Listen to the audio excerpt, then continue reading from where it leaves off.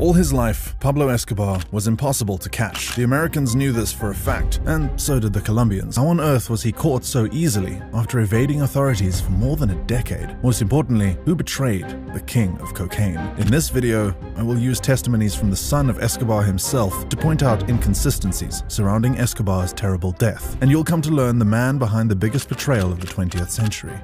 The official account. As you know, the official version of what happened is that Pablo Escobar was shot by the police while trying to escape. Well, we have more than one official version. If you ask the North Americans, they will tell you we were the ones who killed Pablo Escobar, and if you ask the Colombian police, they will tell you we were the ones. Till today, everyone claims they killed Pablo Escobar, and that can make it pretty difficult to trust the government's official account of Pablo's death. However, there is some truth to be found in that official account. According to the government, on the 3rd of December of 1993, a $100 million 6-month hunt for the painfully evasive Escobar came to a glorious conclusion when they discovered where he was hiding, the barrio home of his auntie in Medellin, his hometown and the same town where he had begun his coke career. This part is true, but it begs us to ask a very important question. How did they track him? According to them, Pablo had made a call to his son. Authorities had tapped and traced that call, and within an hour of that call being made, Pablo was involved in a deadly shootout with members of Los Pepes and the Colombian army. But there is a problem with this account. If you know anything about Pablo Escobar, you know it's practically impossible to believe that Pablo would have made a call from his hometown, or any call for that matter. He hated phones, and he had used phones in the past to trace and kill his own enemies. He always teach me not to use the telephone because it was death, as his own words. Don't use telephone because it's death. Also, at the time, the whole of Medellin was under heavy surveillance. And yet, according to the official account, Escobar not only made a phone call, he also said his name and requested to speak to his son, and then had a lengthy conversation with him. As difficult as it is to believe, it turns out this part of the official account is true. Pablo did make that call. But then we're left with yet another question. Why? Why would he make a call that had almost a 100% chance of leading to his capture? Early days with his father. Understanding why Pablo made the call to his son requires having a firm understanding of the relationship he shared with his family. The media tries to paint Escobar as a loving, attentive father who did all he could to shield his family from the horrors of the drug trade. While it is true that Pablo might have been a loving father, he didn't hide his lifestyle from his family. I know both because he was my father, but also he was a bandit. And when I was 7 years old, he told me, look, I am a bandit, that's what I do for a living. In March 1976, when Pablo was just 27, he met 15-year-old Maria Victoria Henao. They fell in love and eloped to start a life together. They ended up having 2 children, a boy they named Juan Pablo, now known as Sebastián Marroquín, and a girl named Manuela. Escobar might have had many lovers outside his marriage, but he only had one wife, and he only recognized the kids she had for him. So in his own twisted way, he loved them. He loved them enough that he poured his soul into whatever family time he could squeeze out for his son. Conocer a Disney siempre es un sueño de cualquier ser humano. El papá se volvía un niño en ese parque con Sebas. Se subía a todas las montañas rusas así se muriera del pánico porque no le gustaban las montañas rusas, pero igual todo lo que fuera posible para ver a Seba feliz.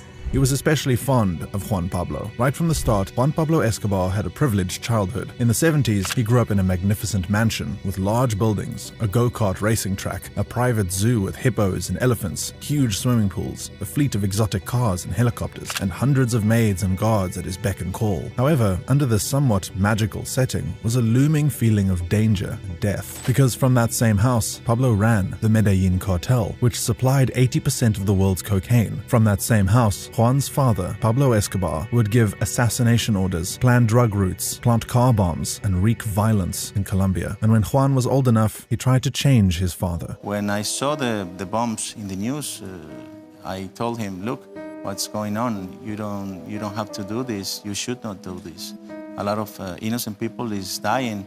And he told me, he answered me, look, I didn't invent this. They used this against my family, my beloved ones. But Pablo wasn't going to change, even if he was willing to hear his son out. On the other side of the fence, Pablo was very intentional about his parenting. According to Juan, when he was just 8, his father called him into a room, and his old man had laid out all the drugs that were available in the house on a table. He began teaching his son the effects of using the drugs, while discouraging him from using them. From then on, everything went smoothly for the Escobar family, until Pablo Escobar himself made a terrible error. While hunting down a government official, Escobar blew up a plane with 110 innocent passengers. Unfortunately for him, 2 Americans were also on board, and this gave the American government an excuse to intervene in Escobar's capture, a period of extreme danger. The US used every means possible to hunt down Pablo Escobar. They sponsored a Colombian-run paramilitary group called Search Block. They worked with a group of anti-Escobar vigilantes and colluded with rival cartels. Eventually, Pablo Escobar gave in and agreed to retire to a private prison called La Catedral, while his wife, son, and daughter had to move between hideouts, never staying in one place for more than a few days and living in constant fear that they would wake up with a gun pointed at their faces. Pablo even taught them how to kill themselves to avoid capture and torture. He instructed them to shoot themselves in the right ear. The walls were closing in on Pablo, but he couldn't afford to allow the same to happen to his family. However, this devotion to his family was about to be stretched to its limit. Every day Pablo spent in La Catedral, he lost allies. Most died fighting for him, and the ones who survived handed themselves over to the authorities. They believed the war was already lost. You could say they betrayed Pablo, but nothing they did or said could have led to Escobar's capture, because the government already knew where he was. They were just too scared to try to take him, because even in captivity, Pablo was still very powerful. Powerful enough to order hits on 2 of his men, powerful enough to simply walk away from La Catedral when the Colombian government decided to extradite him to the US. However, he was still losing ground, and his family was in serious danger. A little over a year before his demise, Pablo hid his family in La Casa Azul, a hideout he had built in the past. Pablo knew he had to make a choice quickly. It would be right to say he was at an existential crossroads. Juan Pablo would recall his last physical moment with his father. "My father took us to La Casa Azul as a way to say goodbye without knowing it. We even saw him cry for the first time. Then, Pablo Escobar promised his family, 'Wherever you go and wherever you are safe, I will find you. I will take a boat and find you.' After Pablo left, his family tried to escape to the US, but Search Block blocked their travel plans. Then they tried Germany, but they were also denied. Ultimately, they were forced to lodge in a hotel in downtown Bogota, where they could be killed at any moment. Pablo was aware of this. He was also aware that no one really wanted his family. What they wanted was him. But they also wouldn't hesitate to kill his family to get him, if that was the cost.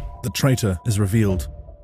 And I hang up, but he was kept calling and calling and calling, and that's why I understood that he was willing to get killed. Pablo Escobar planned his death, at least according to his own son, Sebastián Marroquín, as well as other family members. As his family nervously sat in the hotel room, as news reporters swarmed the hotel lobby, and as the police patrolled the streets below, no one expected that Pablo, of all people, would call his family. It was an error, a foolish move. The phones were tapped. Juan knew it, and he told his father not to call in an attempt to protect him. But Pablo called back every time his son dropped the call, until he had called 6 times. At this point, the Search Block and Los Pepes had triangulated his location. He was in Medellin, of all places, in his auntie's house, and he had been there for some days, having spent his birthday with his aunt and El Limon, his bodyguard. Now that the government knew where he was, you would expect him to run. No, not Pablo. Instead of running, the man sat and waited, and when he stood, he went to an open window where an undercover member of Search Block spotted him. Of course, he knew he would be spotted. He wanted to be spotted. You see, Pablo had 2 choices in that moment before his death. He could betray his family and live, or betray himself, giving his family a second chance at life. Running up to the barrio rooftops of Medellin with El Limon, his personal bodyguard, it was certain that he would meet his death. He probably knew this. There are no recordings of his death, only pictures, and the location of his gunshot wounds. According to official reports, Pablo Escobar was found dead with a bullet wound through his right ear, the same method of suicide he had taught his son and wife in order to avoid torture and capture. So, if you are still wondering who betrayed Pablo Escobar, you have your answer. It was Pablo Escobar. Only Pablo